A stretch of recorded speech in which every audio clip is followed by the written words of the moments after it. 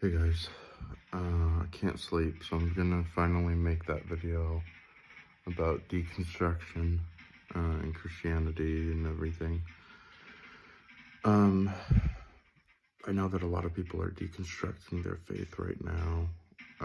Don't see reasons why to be, Christians or anything in the modern age.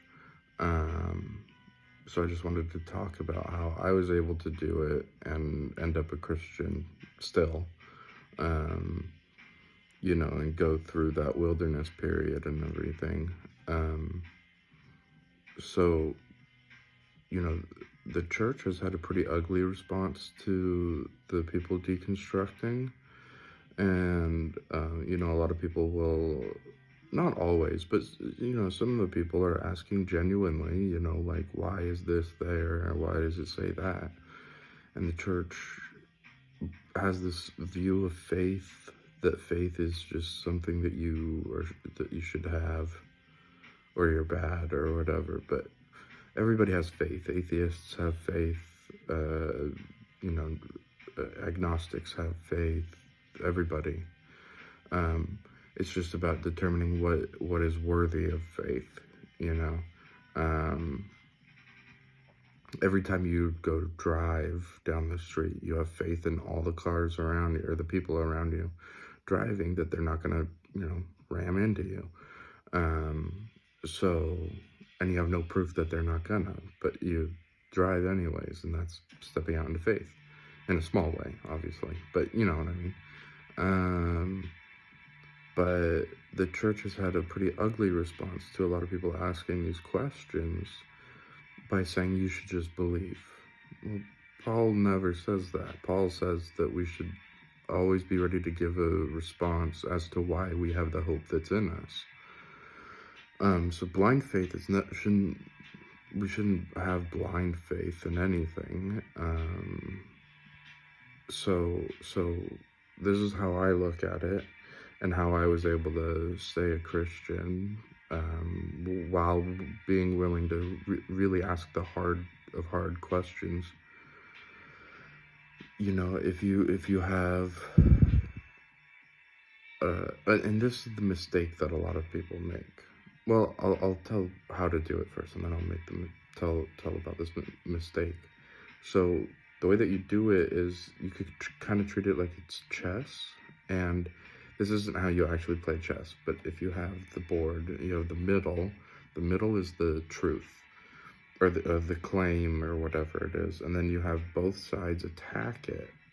Both opposing views attack the claim, and whatever stands, that's the right answer, and I know that's not a great analogy, but it's something. So you have to attack it from all sides, so you have to fight. So let's say the question is Christianity true? You have to fight against it and for it at the same time, because a lot of people just fight against it. But if you only fight on that one side, you're half thinking. Critically thinking, is taking in all perspectives and viewpoints. Now, you can't take in all, but a pretty good start is the two opposing views. Yes, it's true. No, it's not true, So you have to be willing to do both. And most people aren't willing to do that. I see a lot of the deconstructionists on Instagram, and, ex-pastors and everything, who say, like, well, why is it like this? Why is it like that? And it's like, well, did you fight for it as hard as you fought against it? Because if you didn't, you've only done half the battle, So that's really how I made it through, was I was willing to be wrong, and I was willing to be right. And taking in as many perspectives as possible and everything, and then whatever stood was true, and what stood was Christ. Now I'll talk about the mistake that people make a lot of the time. So what they'll do is let's take evolution for an example. I personally, I don't really care. I see evidence for it. I see evidence against it. I think microevolution is obviously true. I think life from nothing is obviously not true. But in terms of macroevolution, eh, I don't know. But let's say that's really troubling somebody.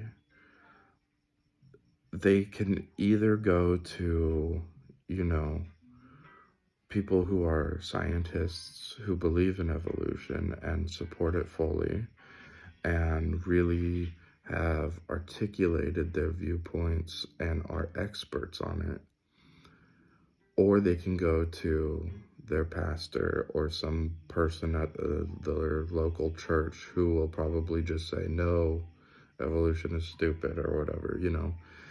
So if they're a thinking person, they're going to go with the more sophisticated answer, even if it's wrong. Um, and I think that's the mistake that a lot of people make. They don't go to Christian scholars and atheistic scholars. You need both, you know? Um, so, yeah, I think that's one of the big mistakes that's made. So you have to fight for it and against it equally hard. Um, but yeah, if anybody has any questions or whatever, let me know. Or if you want to, talk about this more. I don't like talking about this stuff over social media. I think, this stuff is too important to be texted. So I'd be happy to meet for coffee or whatever. But yeah, so thanks. Say goodnight. Good night, your box.